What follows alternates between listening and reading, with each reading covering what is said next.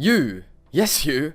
Welcome back to another round of faction overviews. Today, we should be taking a peek at the Kingdom of Gondor. Of course, with our guest star narrator, Arachir, later on in the show. A detailed timeline and link to Arachir plus lore history is in the description. Subscribe, and let's get started.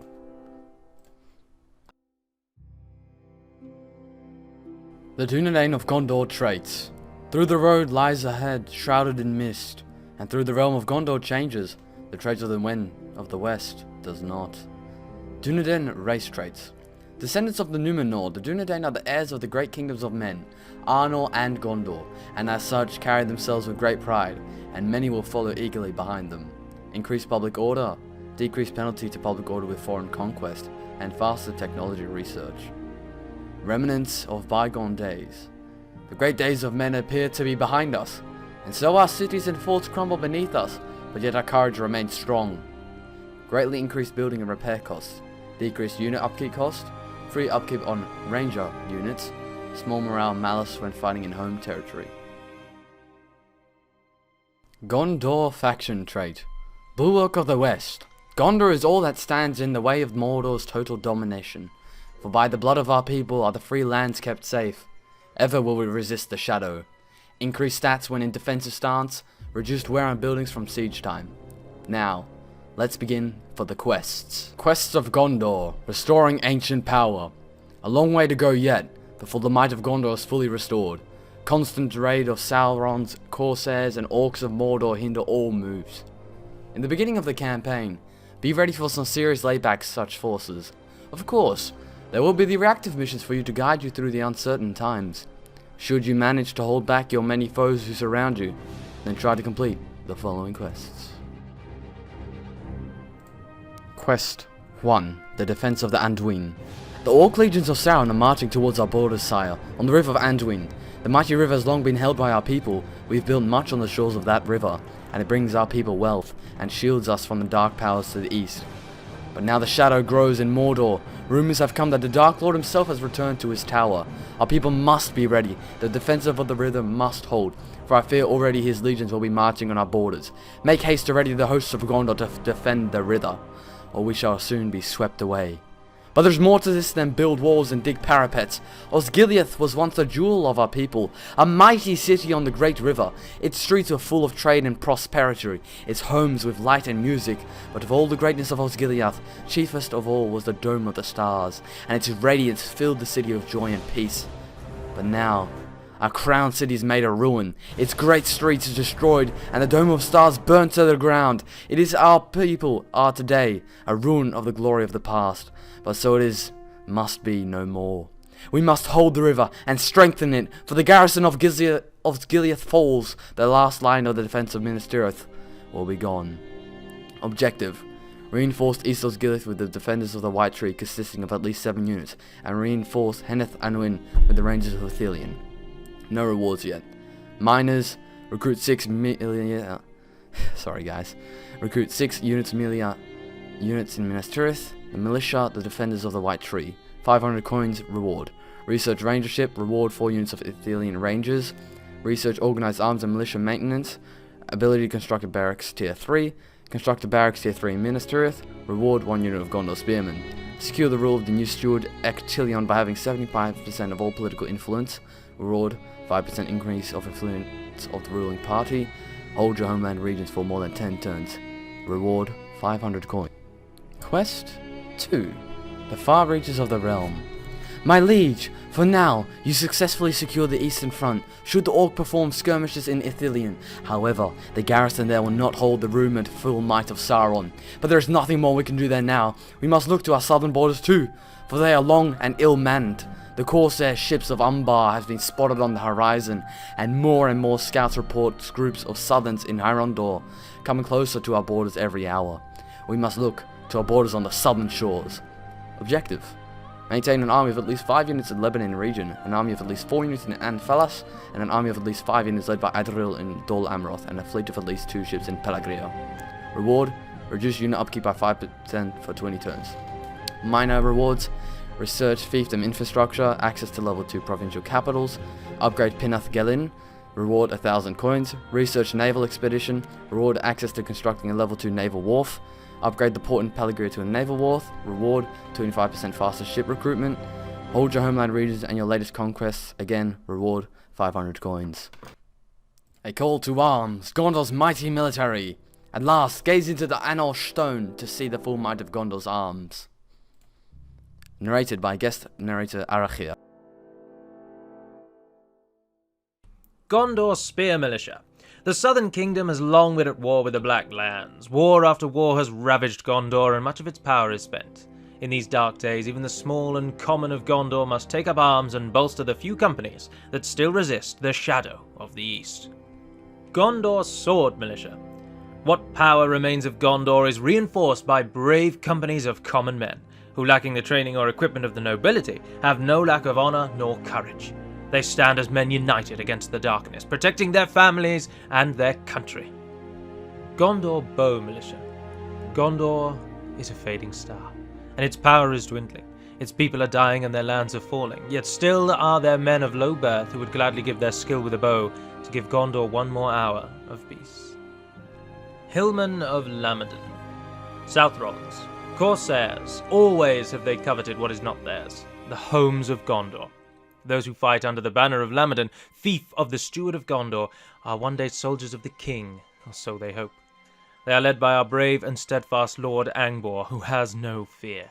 Always they mend the fences and walls along the southern shore, and ensure the safe passages of ships and goods over the great river. They fight in light attire, as they are always on the move, but their good hearts and stout axes are always ready to fight for the southern kingdom. Pinnith Gellin Spearmen. Led by their lord Herr Luin the Fair, the spearmen from Pinnith Gellin will always be ready to fight for the White Tree. They prefer to fight as medium spearmen, who can fill almost any role on the battlefield. Coming from the Green Hills, they are especially fast and well able to hold the flank or reserve position in any army of the steward. Anfalas Patrollers. Umbar always has sought the land of Langstrand or Anfalas. The Corsairs seek constantly to burn and pillage along the great coast. Yet Lord Galasgil and his levied warriors keep them at bay as best they can, until the king returns to make all right. While poorly armed and armoured, they are quite swift and know the lands very well, so these brave men ride to and fro across the long beach to keep the peace and make safe the king's lands. Ecthelion Rangers. The legions of Morgul took the land of Ecthelion, and its beloved Tower of the Moon is now turned to the dark city of Minas Morgul. The Ulyri, or Ringwraiths, hold sway over the city, but under the shadow of Mordor and the return of Sauron, the residents of Ecthelion fled over the river, abandoning Ecthelion, the once beautiful gardens of Gondor, and forsaking it to be overrun by the shadow. Already many Southrons pass through these lands onto the Black Gate, assuming that the lands of Ecthelion are unguarded. However, that is not always the case. Once, they were proud and honourable men, but now they must don the gear of a ranger, lurk in the trees and tall grass, hoping to assail unawares whatever servant of the enemy they may. Led by the great Captain Faramir, their lack of pride is not accompanied by any lack of skill. These are the Ecthelion Rangers, and do in secret that which might not be as appreciated as the standings of the line infantry of Gondor, or the noble charges of the cavalrymen, but still as equally needed. Blackroot Archers. The Blackroot Vale has long been under the protection of Gondor, yet still its hardy folk are more than capable of fending for themselves. Years of practice on the hunt in the harsh mountain terrain of Morthond can turn many a boy into an experienced archer, and many years on the field of combat can turn an experienced archer into a proven marksman. Lebanon Marines. The city of Pelargir has a long history in Gondor, being the most notable port for the faithful of Numenor. Those who were not corrupted by Sauron when he tried to overtake and spoil Numenor from within, reducing its splendour and welfare to ruin. In these days, Pelargir is still the base for Gondor's expeditions and control of the southern seas, over the haven of Umbar and over Horondor. However, the might of Gondor over these lands and waters has diminished, with the return of Sauron. And many lands once under Gondor's control and Pelargir's governance have now fallen into enemy hands, making Pelargir itself the frontier, something new and unpleasant against which Gondor has to act quickly. Hailing from the port city of Pelargir, the Marines of Gondor protect its trade and its merchants. They are well trained for both land and sea combat, but prefer to fight on the deck of the steward's ships. Their mobile armour and devastating javelins ensure that the vessels of the White Tree are well protected at all times and at all costs. Footmen of the Ringglow Vale. From the vale of the river Ringlow, many hardy folk are always marching to the corners of the kingdom to fight in the steward's name. They are armed in chainmail and leather with a sword and small shield. They make fine line infantry and will bravely hold the front against many evil men and orcs. They are led by their lord Dervarin and stand always ready to defend the south. Warriors of Lasarnak. The Vale of Flowers is protected by surprisingly sturdy folk. While Lasarnak grows much of Gondor's fruit and flora, its sturdy men, led by Forlong the Fat, guard its borders and answer to the steward's call. They wield great axes and robe themselves in chain mail and leather. They are brave fighters and a good asset to any of the host of the West. Gondor Cavalry. When Ravanion fell, the people of the plains partially sought refuge in Gondor. The Gondorians welcomed them with open arms, and soon they found their army enriched by very potent and swift riders. Slowly, the people of Rovanion mixed with the Dunedain in both blood and ways of living and war. The people of ancient Rovanion were thus recruited into the armies of Gondor and gave a new element to its rich and effective military: strong regiments of cavalry. When the sons of the White City are bid to ride forth to war, these brave cavalrymen lead the charge. Their ornate armour, keen lances and swift swords make them a noble force of riders. Though they may be somewhat lesser than their horse lord friends, the riders of Gondor can be relied on to deal a ferocious charge. Gondor Archers. Archery has had its place in Numenorian warfare for a very long time. Its steel bows were rightfully dreaded by the servants of evil for their power and accuracy. Those bows were very hard to handle and thus required great strength. But such is the way of the Dunedain. With their potency and skill, the shot of the steel bow pierced the thickest of armour the enemy possessed, and made every orc ripe for an onslaught before the battle had even properly begun. Now, professional archers, armed and trained for combat, seek to regain the skill of their ancient forefathers, and have now created a bow that may not be as potent as the steel bow, but still almost as deadly and precise as those of old. These well-equipped bowmen are no strangers to melee either. Their well-made bows and honed marksmanship make them a deadly force, and any commander of men would be proud to lead such a well-rounded company of soldiers. Gondorian Sword Infantry. The backbone of the defence of Gondor are its heavy swordmen. These well-trained, armed and disciplined soldiers are primarily responsible for holding back the tides of the East. They bear the bulk of the Dark Lord's assault on the Free Peoples. For though the day darkens the courage of others, the brave men of Gondor still remain. By the blood of the men of the West are the lands of others kept safe. Their courage must not falter, their lands must not fall, for if they do, the last line of defence will be gone, and the dark tide of the shadow will flood the lands of Middle-earth. These are the cream of the Gondorian military, and thus the most responsible for the holdings of men. The swordmen of Gondor are thus well built for the front lines of combat, and all must hope that these men prevail, rather than crumble under the dark oppression. Gondor Spear Infantry. More foes are unchained against the Ramus Ekor than just mindless orcs, for there are others in this world that serve the shadow with equal zeal and cruelty, but with stouter hearts. These are the mercenaries of the southern coast, legions of Haradrim from the south, and hordes of Easterlings from the east, and they compensate for every lack of the Dark Lord's orc legions. Whereas these are wild, the evil men are cunning. While orcs are cowards, Southrons and Easterlings are audacious and strong, but moreover they have horses, chariots, and Mumakil. Organised foes of a greater horror than any orc horde can be in battle. Only the most sturdy defenders are able to hold the line against such a mounted thunderstorm. But the shield wall of the Numenorians of old has not been forlorn, nor has the valour of men who held high the banners of the West, for in the men of Gondor their blood still runs true. The people of Gondor have such defenders almost equal to those of Elendil, Isildur and Anórien. For indeed, the spearmen of Gondor that represent the strength of long ago, the remnants of the West shall hold back all foul servants of evil, orc and Mumakil alike. Guards of the Star City. What now is there left of Osgiliath, the city beneath the stars, the once thriving capital of Gondor? How great must its magnificence have been if the twin cities of Minas Anor and Minas Ithil were merely its guards on the west and east. What a great terror must it have been that such a fine city has come to fall into decay and utter ruin. And as such has it been. Osgiliath has been succumbed to the filth of the Olairi who took Minas Ithil and made it into Minas Morgul, scarring the inhabitants of the Tower of the Moon and the surrounding lands of Ecthelion, by the great plague and by the constant gnaws of orc packs that would creep behind the walls of Mordor. Indeed, Osgiliath is no more than a forgotten ruin, left to rot on the Anduin banks to fall into the hands of the legions of the East. But matters have changed. and are now different from how they have been. Yes, indeed, for Osgiliath slowly resurges from its ruin. Settlers from all over the realm of Gondor seek to find their place in the old city, and life is drawn to it from all sides, and its splendor returns, rekindling like a flower bud in the early spring.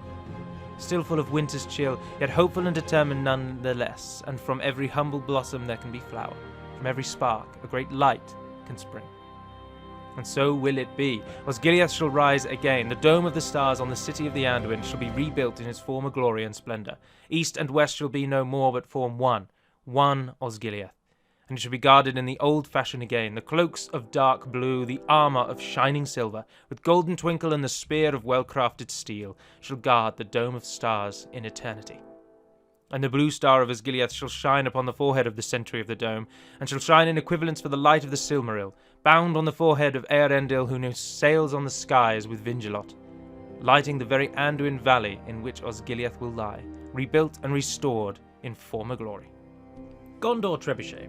A well-built and accurate artillery piece capable of breaking the strongest of walls. Its size and caliber, however, do not hinder its effectiveness against battalions of infantry, and the trebuchets of Gondor are among the sturdiest artillery available to the world of men. Citadel Guards. Bulwark of the land of stone is the white city of Minas Tirith. With its nigh impenetrable outer wall, its multiple levels of rings, each one forming a new line of defence, the glittering tower of Ecthelion and the white tree.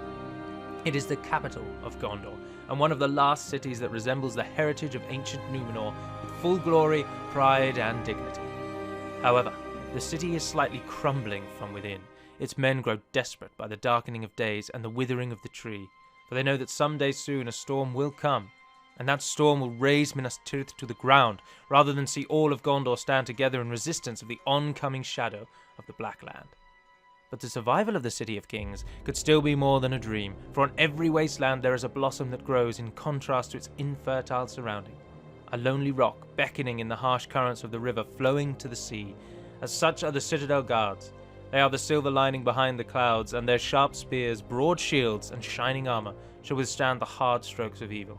For by the Valar, the pride and dignity of Gondor shall be rekindled, when the night will seek to violently gain a foothold in the lands of the men of the West. Fountain Guard. The stone courtyard of Minas Tirith, with the banners waving in the morning breeze, and the silver trumpets sounding under a swift sunrise, the water of the white fountain glittering in the soft light of the morning sun, is guarded by the best soldiers of all Gondor, and perhaps the best mortal warriors of all of Middle-earth. Veterans of many wars, the Fountain Guard are the true elite of Minas Tirith. The pure blood of ancient Numenor still runs true in these proud men, and they are the living evidence that the bloodline of the Lords of Westerness is not entirely spent, even now. In the eyes of the steward, these men are more fair than even the Swan Knights of Dol Amroth or the Royal Guard of Rohan. With silver-etched plate armour and a winged helmet, these noble and high guardians defend the white tree of the seedling of Isildur onto the King's return. Knights of the Silver Swan. The pride of Dol Amroth, represented by the famous Knights of the Silver Swan, led by the Prince of Dol Amroth himself. These high and noble masters of combat are perhaps the finest mortal warriors that remain on Middle-earth. Their elvish and Dunedain blood flowing through their veins as it has done since their descendants going back to Numenor itself, and Prince Imrazor, who married the elf of Lothlorien Mithralas, the latter being a companion to the beloved lady Nimrodel on her quest to find peace in Arda with the elf Amroth, is clearly seen in their valorous and courageous acts in the midst of battle. The Knights of the Silver Swan shine with a light that inspires those around them, and drives even the most determined shadow away. The charge of their mounts will tremble the servants of darkness, the shining of their scale armour will light the way of darkness, and the thrust of their lances will pierce the most vile of all the darkness's evil creatures.